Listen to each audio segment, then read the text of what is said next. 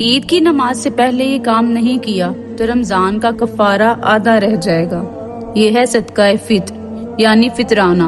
رسول اللہ صلی اللہ علیہ وآلہ وسلم نے فرمایا، جو عید کی نماز سے پہلے فطرانہ دے وہ مقبول ہے، جو بعد میں دے وہ صرف ایک عام صدقہ ہے، وہ فطرانہ نہیں۔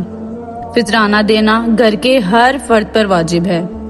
مقدار کتنی ہونی چاہیے؟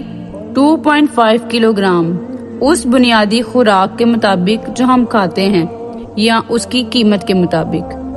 کس کو دیں؟ غریب، مسکین، ضرورت مند لوگوں کو۔ اور کب دیں؟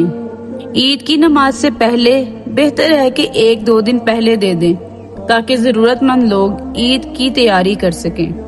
فطرانے کا کمپلیٹ ڈیٹیل اور عید کی سنتیں جاننے کے لیے میری اٹیچڈ ویڈیو کو ضرور دیکھیں اور اس ویڈیو کو ضرور شیئر کریں صدقہ جاریہ سمجھ کر، تاکہ ہر مسلمان فطرانے کے بارے میں جان سکے اور کوئی مسلمان بھی اس ضروری فرض سے محروم نہ رہے۔